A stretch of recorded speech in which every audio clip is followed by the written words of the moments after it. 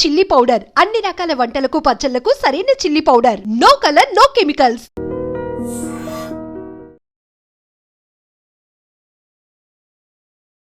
నమస్కారం, welcome to I dream. ధర్మ మార్గం విత్ విజిత కార్యక్రమానికి స్వాగతం.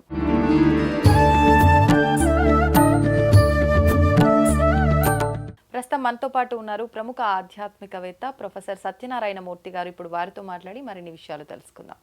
నమస్కారం అండి. నమస్కారం విజిత. మనం చూస్తూ ఉన్నాం ఇప్పుడు ప్రస్తుతం ఉన్న వివాహ వ్యవస్థని. ఎటువంటి వివాహ వ్యవస్థ ఉన్నా కూడా మన హిందూ ధర్మం ప్రకారం ఏ రకంగా అయితే మ్యారేజ్ జరగాలో ఆ రకంగా జరుగుతూ ఉంది. కానీ ఇప్పుడు మనం చూస్తున్నది ఒకటే రకమైన వివాహ వ్యవస్థని. సృష్టి మొదలైన ప్రారంభంలోనే ఈ వివాహ వ్యవస్థతో పాటు ఇంకా కొన్ని రకాల వివాహ వ్యవస్థలు మన హిందూ ధర్మంలో ఉన్నాయి అని చెప్పి నేను విన్నాను. అది వాస్తవమా ఏంటి అవి? కరెక్ట్, నువ్వు విన్నది కరెక్టే అమ్మా.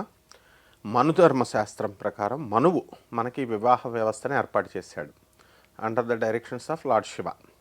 అప్పుడు అందులో 8 రకాల వివాహాలు ఉన్నాయి. ఒకటి దైవం, తర్వాత 2 ఆర్షం, మూడవది బ్రాహ్మం, తర్వాత ప్రాజాపత్యం. ఈ 4 శ్రేష్టమైనటువంటి వివాహ వ్యవస్థలు. తర్వాత అసురం, తర్వాత గాంధర్వం, రాక్షసం, పైశాచికం. ఈ 4 వివాహాలు కూడా ఉన్నాయి. మనము ఫస్ట్ వివాహానికి వద్దాం. ఆర్ష సాంస్కృతి వైభవం అంటాం కదా. ఆర్షంలో ఏంటంటే ఈ వివాహంలో కన్యాదాత తండ్రి వస్తాడు. పెళ్ళికొడుకు దగ్గర నుంచి 2 ఆవులు తీసుకుంటాడు, అమ్మాయిని ఇస్తాడు. ఇది మొదటి పద్ధతి. బ్రాహ్మం ఏంటంటే ఒక యోగ్యుడైనటువంటి విద్యా సంపత్తి కలిగినటువంటి వ్యక్తికి కన్యాదాత అంటే అమ్మాయి తండ్రి వెళ్ళి తాంబూలం అది ఇచ్చి మా అమ్మాయిని చేసుకో అని అమ్మాయిని ఇస్తాడు. ఇది బ్రాహ్మం. రెండవది దైవం ఏంటంటే ఈ యొక్క యజ్ఞయాగాదులు చేస్తున్నటువంటి ఋత్వికులు ఉంటారు కదా, వాళ్ళకు కూడా ఈ కన్యాదాత వెళ్ళి మా అమ్మాయిని చేసుకోమని చెప్పి ఇస్తారు. ఇది 3వ రకం. ఇలాగే ప్రాజాపత్యం ఇవన్నీ వెళ్తాము మనము. దుష్యంతుడు శకుంతలది విన్నాం. గాంధర్వ వివాహం వాళ్ళది. అంటే రింగ్ తొడుగుతాడు, మ్యారేజ్ ఇస్ ఓవర్. సో అటువంటి వివాహాలు ఇప్పుడు కూడా జరుగుతాయి. మనకి ఎంగేజ్మెంట్ అయినట్టుగా లెక్క అంటారు కదా. గాంధర్వ వివాహం ఇప్పుడు కాలక్రమేణా దేశకాలమాన పరిస్థితులను బట్టి మారుతాయి కదా. అప్పుడు ఆ ring engagement is half marriage. ఇప్పుడు ప్రీ వెడ్డింగ్లు వచ్చేసినాయి కదా. ప్రీ వెడ్డింగ్లు వచ్చినాయి, ప్రీ శోభనాలు వచ్చినాయి, ప్రీ పెళ్ళిళ్ళు వచ్చినాయి. సో ఫోటోలు వీడియోలతో తీసుకుంటూ ఎవ్రీథింగ్ అంటే సెంట్రల్ ఇప్పుడు మనకి సుప్రీంకోర్టే సైటేషన్ ఇచ్చింది. వివాహ వ్యవస్థలో మార్పులు వచ్చేసినాయి. ఎలా వివాహము వాళ్ళు ఎలా చేస్తున్నారంటే ఈ గతంలో వివాహము అనేది ప్యాట్రియార్చీని బట్టి వచ్చింది. ఏమని వచ్చింది? పేరెంట్ ఆఫ్ ద అమ్మాయి అతను లీడ్ తీసుకుంటాడు. లీడ్ తీసుకొని ఇతర గ్రూపులు ఇతర కులాలు రాకుండా ఉండడం కోసం ఫాదర్స్ ఇన్వాల్వ్ అయ్యి తనకు కావలసినటువంటి కులాన్ని, తనకు కావలసినటువంటి రిలీజియన్ని, తనకు కావలసినటువంటి సాంప్రదాయాన్ని, ట్రెడిషన్ని తీసుకొని చేసేవారు. ఇది పెద్దలు ఇన్వాల్వ్ అయ్యేవారు, అమ్మాయికి అబ్బాయికి కూడా. అలాగే మనకి ఈ యొక్క వివాహ వ్యవస్థలో గాంధర్వ వివాహాన్ని, లవ్ మ్యారేజెస్ని మనువు ఇతర సంస్కర్తలంతా కూడా వ్యతిరేకించారు. ఆ కాలంలోనే వ్యతిరేకించారు. ఇకపోతే ఈ వివాహ వ్యవస్థ అనేటటువంటి దాన్ని ఇన్ఫ్లుయెన్స్ చేసేది ఏంటంటే మతం ఇన్ఫ్లుయెన్స్ చేస్తుంది, కులం ఇన్ఫ్లుయెన్స్ చేస్తుంది, ట్రెడిషన్ సాంప్రదాయం ఇన్ఫ్లుయెన్స్ చేస్తుంది, అండ్ మోడర్నిటీ ఇన్ఫ్లుయెన్స్ చేస్తుంది. అంటే ఆనాడే మోడర్నిటీ ఉంది, ఆధునికత, యువతకి స్వేచ్ఛనిచ్చారు. స్వయంవరం ఇప్పుడు మనం చెప్పినటువంటి స్వయం వివాహాల్లో ఒకటైనటువంటి స్వయంవర వివాహాల్లో రాముడు సీత ఇద్దరు వధువుకే ఎక్కువ ఇంపార్టెన్స్ ఉంటుంది. అందువల్లనే ద్రౌపది ఏం చేసింది, స్వయంవరంలో కర్ణుడిని నువ్వు కులం తక్కువ వాడివి, నువ్వు సూతపుత్రుడివి, నేను నిన్ను చేసుకోను అని అనిపించేలా కృష్ణుడు మాయ చేస్తాడు. ఎందువలన తను పుట్టిందే పాండవుల కోసం పుట్టింది. ఇది డైవర్ట్ అవుతోంది. డైవర్ట్ అవుతున్నప్పుడు కన్ఫ్యూజన్ స్టేట్లో ఉంది. ఎవరు దీన్ని కొట్టేయగలిగేటటువంటి మనగాళ్ళు 3. ఒకటి మత్స్యేంద్ర ఛేదన, ఒకటి కృష్ణుడు, 2 కర్ణుడు, 3 అర్జునుడు. సో కృష్ణుడు తన చెల్లి కాబట్టి పక్కకు తప్పుకున్నాడు. ఈయన కర్ణుడు వచ్చాడు. సో ఈమె హెల్ప్లెస్గా ఉంది, పెళ్ళి నీది, మీ నాన్న కాదు స్వయంవరం ప్రకటించింది, నువ్వు ఆడపిల్లకి నీకు స్వతంత్ర అభిప్రాయాలు ఉన్నాయి, నువ్వు ఏం చేయదలుచుకున్నావో చేసుకో, నీ ఇష్టం, మరి నువ్వు పుట్టింది జీవితం ఒక లక్ష్యం కోసమే అని చెప్పి గుర్తు చేస్తాడు కృష్ణుడు. చెప్పగానే I don't want to marry you అని కర్ణుడిని చేస్తుంది, కర్ణుడు విత్డ్రా అయిపోతాడు. అప్పుడు అర్జునుడు వచ్చాడు. సో ఆ విధంగా రాముడు సీత శ్రీరామచంద్ర ప్రభు యొక్క క్వాలిటీస్ అంతా కూడా, వరుల యొక్క క్వాలిటీస్ అంతా కూడా అక్కడ తమ కూతురు యొక్క క్వాలిటీస్ అంతా వివరిస్తాడు అక్కడికి వచ్చినటువంటి స్వయంవరంలో. ఎవరికి ఇష్టమైన వాళ్ళు వాళ్ళ మాల వేసుకుంటుంది ఆ అమ్మాయి, వాళ్ళు పెట్టిన టెస్ట్ పాస్ అవ్వాలి. సో కాలక్రమేణా ఏమైపోయిందంటే అమ్మాయిల డిమాండ్స్ ఎక్కువైపోయినాయి. అమ్మాయిల డిమాండ్స్ ఇప్పుడు చదువు, ఎకనామిక్ లిబర్టీ వచ్చింది. ఆ తర్వాత అమ్మాయిని నా స్త్రీ స్వాతంత్రం అర్హతి అని చేసేసారు. ట్రెడిషనల్గా అమ్మాయిని బంధించేశారు. ఎలా అంటే చిన్నప్పుడేమో తండ్రి సంరక్షణలో ఉంటుంది, వివాహమైన తర్వాత భర్త సంరక్షణలో ఉంటుంది, వార్ధక్యం వచ్చిన తర్వాత పిల్లల సంరక్షణలో ఉంటుంది. కాబట్టి తనకి పాపం సాంప్రదాయబద్ధంగా లిబర్టీ అనేది, స్వేచ్ఛ అనేది లేదు. ఆ తర్వాత ఎకనామిక్ స్వేచ్ఛ అనేది లేదు, భర్తను ప్రతి చిన్న విషయానికి డబ్బులు అడగాలి. So she is answerable. ఈ విధంగా ఉండేసరికి ఏమైందంటే అభ్యుదయ రాజా రామ్మోహన్ రాయ్ లాంటి వాళ్ళు వచ్చారు. అభ్యుదయ బెంటిక్ అండ్ ఫారినర్ కూడా మనకు సపోర్ట్ చేశాడు. ఈ వివాహ వ్యవస్థల్లోనే లోపాలు కూడా ఉన్నాయి. చిన్నప్పుడు ఈ యొక్క సతీ సహగమనం, భర్త చనిపోతే వచ్చేది. ఆ తర్వాత పునర్వివాహం, వితంతు పునర్వివాహం చేసుకొని ఇచ్చేవారు కాదు. ఆ తర్వాత ఈ యొక్క బాల్య వివాహాలు, ఇవన్నీ కూడా 1855లో మ్యారేజ్ యాక్ట్ అనేటటువంటిది చేయబడింది. ఆ తర్వాత ఇండిపెండెన్స్ వచ్చిన తర్వాత ఒక్క వరకట్న నిషేధం మాత్రమే చేయబడింది 1961లో. సో వివాహ వ్యవస్థలో ఉన్నటువంటి వరకట్న అన్ని ఇప్పుడు ఐపీఎస్ ఆఫీసర్స్, ఐఏఎస్ ఆఫీసర్స్ ముఖ్యంగా వీళ్ళు ఇంప్లిమెంట్ చేసి జనానికి చూపించాలి. ఎవరు కూడా నేరము, వీళ్ళు తీసుకోవడము, కట్నం తీసుకోవడము తప్పే, కట్నం ఇవ్వడం కూడా నేరమే, రెండిట్లకి. సో ఈ విధంగా మరి వాళ్ళు ఆదర్శవంతంగా ఉండాలి కాబట్టి అందరూ కూడా ఆదర్శంగా చేయడం కోసం ఈ యొక్క మ్యారేజ్ వ్యవస్థని వీళ్ళు అమెండ్ చేసుకుంటూ, కరెక్ట్ చేసుకుంటూ రావాల్సిన బాధ్యత మందే అనమాట. ఇకపోతే కొన్ని తెగల్లో ఉన్నాయి. ఎలా అంటే ట్రైబల్ ఏరియాల్లో భగినీ న్యాయం అని ఉంటుంది. అంటే హస్బెండ్ చనిపోతే కనుక మరిదిని చేసుకోవచ్చు, మరిది కొడుకుతో ఇక అదంతా మామూలుగా అప్పుడు అందుకనే అన్నాను ట్రైబల్ క్లాన్లో. ఎందువలనంటే ట్రైబల్స్లో ఎలా ఉంటుందంటే ఈ యొక్క అప్పర్ క్యాస్ట్లను వదిలేసేయండి, అప్పర్ క్యాస్ట్లోకి వెళ్ళేసరికి అడ్వాన్స్మెంట్ ఉంటుంది. సో అక్కడ కావాల్సింది ఏంటంటే అప్పుడు గుంపులో ఒక క్లాన్, ఒక వంశం, ఒక డైనాసిటీ, ఆ వంశంకు హక్కులు ఉంటాయి, భూములు ఉంటాయి. ఆ హక్కులు, ఆ భూములు మళ్ళీ వీళ్ళు వాళ్ళపైన ఆధిపత్యం రావాలి కాబట్టి దీనికోసం మరిదిని చేసుకోవడం ఇలాంటివన్నీ కూడా సాంప్రదాయాలుగా వచ్చినాయి. అసలు ఈ మ్యారేజ్ వ్యవస్థ అనేది ఎందుకు వచ్చింది అని అంటే 3 ధర్మాలు చేయడం కోసం వచ్చింది. ఒకటి ఏంటంటే ధర్మం, 2 ప్రజ, 3 రతి. అంటే ధర్మబద్ధంగా సంతానాన్ని కనాలి.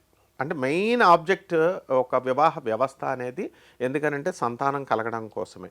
ప్రజ అనేటటువంటిది ప్రజలు ఆతిథ్యం ఇవ్వాలి, అభ్యాగతులు ఇంటికి వచ్చినటువంటి వాళ్ళకి అందరికి కూడా గృహస్థ ధర్మంలో ఉండి బంధువుల్ని అందరినీ చూసుకోవాలి కాబట్టి ప్రజ. అండ్ ధర్మబద్ధంగా మనకి ధర్మార్థ కామ మోక్షాలు అంటాం కదా, ఈ పురుషార్థాలను సాధించడం కోసం ఏర్పడింది. అసలు ఈ వివాహ వ్యవస్థను మొట్టమొదటిగా స్థాపించింది పరమేశ్వరుడు. మనందరం కూడా ఒక కొండల మీద నివసించే వాళ్ళం. కొండల మీద నివసించేటప్పుడు అప్పుడు జ్ఞానం లేదు. అప్పుడు ఏమైందంటే ఈ పెళ్ళి వివాహ వ్యవస్థ లేకుండా ఎవరికి నచ్చిన వాళ్ళతో వాళ్ళు ఉంటుంటే అల్టిమేట్గా గర్భిణి అయినటువంటి స్త్రీ తన పుట్టినటువంటి సంతానాన్ని తిను మాత్రమే పెంచాల్సి వచ్చేది. మగవాడు మళ్ళీ వేరే వాళ్ళతో వెళ్ళిపోయేవాడు. సో అల్టిమేట్ బర్డెన్ అమ్మాయి అవుతుంది కాబట్టి పెద్దలంతా కూర్చొని పరమేశ్వరుడు ఏం చేశాడంటే వివాహ వ్యవస్థను బంధించాడు. మోనోగామి, ఇందులో రూల్ ఏంటంటే మోనోగామి అంటే ఒకళ్ళనే పెళ్లి చేసుకోవాలి, కానీ పాలిగామస్గా తయారైంది బైగామి. అందువల్లనే సెక్షన్ 495 వచ్చేసింది. 495 ప్రకారం రెండవ పెళ్లి ప్రయత్నిస్తున్నా అరెస్ట్ చేయొచ్చు. 494 రెండవ వివాహం బైగామి యాక్ట్ ప్రకారం అరెస్ట్ చేయొచ్చు. అంటే ఇవన్నీ కూడా స్త్రీలకు అనుకూలంగానే మహర్షులు పెట్టారు పెద్దవాళ్ళు. ఎందుకంటే స్త్రీ కొంచెం బలహీనురాలు, ఈ అబ్బాయి అనేటటువంటి వాడు కొంచెం బలంగా ఉంటాడు కూడా, వాడు ఎలాగైనా బ్రతకగలుగుతాడు అని. సో ఇలా ఈ వివాహ వ్యవస్థలో మనకి ఈ యొక్క మరిదిని చేసుకోవడము, సంతానోత్పత్తి ధర్మబద్ధంగా వెళ్ళడము ఇవన్నిటికి కూడా ఉన్నాయి. అందువల్లనే పురాణాల్లో మనం తీసుకున్నప్పుడు పేరెంట్స్కే మనము ఇచ్చేస్తాం. అయితే ఇప్పుడు ఆధునిక కాలం వచ్చేసరికి మాకు ఈ పెళ్ళొద్దురా బాబు అని చెప్పేసి యువత ఏం చేస్తుందంటే మేము చేసుకోమంటున్నారు ఇప్పుడు. అసలు మాకు వద్దు, మ్యారేజే వద్దు అని. ఎందువల్లనంటే కాలక్రమేణా ఇప్పుడు ఎఫినిటీ ఉండాలి. ఒక అమ్మాయికి ఒక అబ్బాయికి తనంటే ప్రేమ ఉండాలా, ఎఫినిటీ అంటే ఆ వాలిపోవడం అనేటటువంటి నేచర్ ఉండాలి. అది ఎవరు చూస్తున్నారు? ఎఫినిటీ చూడడంలా. అందువల్ల mutual attraction, mutual confidence and mutual respect ఉండాలి ముగ్గురు మీద. పరస్పర అవగాహన, పరస్పర గౌరవము, పరస్పర ఆకర్షణ, పరస్పర కాన్ఫిడెన్స్, నమ్మకం అనేది ప్రధానం. కేవలము ఇప్పుడు ఎవరు చెప్తున్నా ఆర్థిక స్వేచ్ఛ, ఆర్థిక స్వాతంత్రం ఆడపిల్లలకు వచ్చిందని ఆడపిల్లలు ఏదో చీట్ చేస్తున్నారని అంటున్నారు, కానీ 99% ఆడపిల్లలు ఎప్పుడు కూడా చీట్ చేయరు. 1% ఎక్కడైనా పరిస్థితులు బాగాలేనప్పుడు పాపం ఇతరులతో చెప్పింది వినాలి కాబట్టి ఆ విధంగా వాళ్ళు వాళ్ళ ఫాదర్స్ లేకపోతే వాళ్ళ బ్రదర్ల యొక్క ఇన్ఫ్లుయెన్స్, వాళ్ళ అమ్మాల యొక్క ఇన్ఫ్లుయెన్స్ వల్ల డైవర్స్కి వెళుతున్నారు. బట్ ఆడపిల్ల ఎప్పుడు కూడా జెన్యూన్గానే ఉంటుంది. అండ్ ఈ యొక్క మగవాళ్ళ దగ్గరికి వచ్చేసరికి ఏమవుతుందంటే ఫోకస్ ఎక్కువ అవుతాడు. ఎప్పుడైతే ఫోకస్ వచ్చినప్పుడు బాహ్య ఆకర్షణలు ఉంటాయి. ఈ బాహ్య ఆకర్షణలు తట్టుకొని వీళ్ళు సంసారం చేసుకోవాలి. ఎప్పుడైనా సరే ఇద్దరు ఫ్రెండ్స్ మధ్య థర్డ్ పర్సన్ వస్తే ఎలాగైతే గొడవలు వస్తాయో వివాహాల వ్యవస్థలో ఇప్పుడు ఉన్నటువంటివి అవే జరుగుతుంది. ఆ థర్డ్ పర్సన్ తల్లి అవ్వచ్చు, తండ్రి అవ్వచ్చు. వివాహం అయిన తర్వాత 1 year లోపల ఎక్కువ మ్యాక్సిమం నెంబర్ ఆఫ్ డైవర్సెస్ అనేటటువంటివి కౌంట్ అవుతాయి. మిగతా ఈ 1 year దాటిపోతే ఒక 4-5 years దాటిపోతే మెచ్యూరిటీ వచ్చేస్తుంది. అండ్ మ్యారేజ్ ఏజ్ అప్పుడు ఎంత ఉండేది? 21 and 18 అనమాట. సో ఇది సరిపోదు. ఇప్పుడు చాలామంది లేట్ మ్యారేజెస్ అంటున్నారు, కానీ ఆఫ్టర్ 30 మ్యారేజ్లు చేయాలి. ఎందువలనంటే మ్యారేజెస్ అనేటటువంటిది కేవలం సంతానోత్పత్తి. Marriage is a part of life. Mallareddy గారు మనకి ఆయన ఏమని చెప్తారంటే, నేను పాలు పోసి చక్కగా బోళ్ళంతా సంపాదించిన తర్వాత నేను చేశాను, మీరు అందరూ 40 వచ్చిన తర్వాత చేసుకోండి అమ్మా అని సరదాగా స్టూడెంట్స్ అందరినీ మినిస్టర్ గారు ఓపెన్ ప్రతిసారి చెప్తారనమాట. ఆడపిల్లలకైనా మగ పిల్లలకైనా వీళ్ళు నవ్వుకుంటారు కూడా స్టూడెంట్స్, కానీ ఆయన వాస్తవం చెప్తున్నారు. ఎలా అంటే ఫుల్ మెచ్యూరిటీ రావాలి. మెచ్యూరిటీ రావాలంటే అప్పుడే ఈ యొక్క థర్డ్ పర్సన్ ఇన్వాల్వ్మెంట్ అనేటటువంటిది రాదు. తల్లి చెప్పింది, ఈ తండ్రి చెప్పింది ఆలోచించుకుంటుంది స్వతంత్రంగా. అందువలన ఈ విధంగా లవ్ మ్యారేజెస్ అనేటటువంటివి ఈ విధంగా డామినెన్స్ అయింది. అండ్ మనము ఈ యొక్క అరేంజ్డ్ మ్యారేజెస్ అనేటటువంటి దానికి డిమైజ్, ఒక శాశ్వతంగా సమాధి చేస్తామని చెప్పచ్చు.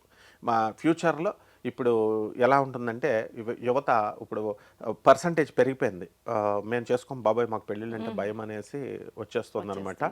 సో డెఫినెట్గా ఇది కూడా ఆహ్వానించదగినటువంటి విషయమే. చాలామంది కాంట్రవర్సీగా ఏమంటారంటే అది వాళ్ళ ఇష్టం. అది ఇప్పుడు వివాహం అనేది ఒక పార్ట్ ఆఫ్ లైఫ్. సో వాడికి అవసరమైనప్పుడే చాలామంది ఏమంటారు, 60 సంవత్సరాలు వచ్చిన తర్వాత లేట్ మ్యారేజ్ వయసు వచ్చిన తర్వాత అరే ఒక తోడు లేదే అని అనుకుంటారంటున్నారు. నో. ఎందువల్లంటే ఒంటరిగా పుట్టాము, ఒంటరిగా మనము పోయేటప్పుడు ఆ స్టామినా మనం ఇవ్వాలి. సొసైటీకి మనం ఎప్పుడు కూడా ఎడ్యుకేట్ చేస్తూ ఉండాలి. దీని గురించి ఎకనామిక్ లిబర్టీ ప్రతి ఒక్క వ్యక్తికి కూడా. ఈవెన్ నేను దీంట్లో బలంగా ఒక విషయం చెప్పగలను. లార్డ్ కృష్ణ చీట్ చేసి రాధమ్మ తల్లిని వదిలేసి వెళ్ళిపోతాడు. వదిలేసి వెళ్ళిపోయినప్పుడు రాధమ్మ తల్లి బెంగ పెట్టుకుని సూసైడ్ చేసుకోవాలి. ఆమె ఎక్స్పాండెడ్, ఆమె తన పనులన్నీ కూడా విస్తృతంగా చేసేసింది. And she did not chase lord Krishna. ఆయన వెనకాల పడి నేనేమైపోతాను అనలా. కాబట్టి రాధమ్మ తల్లి ఆదర్శం.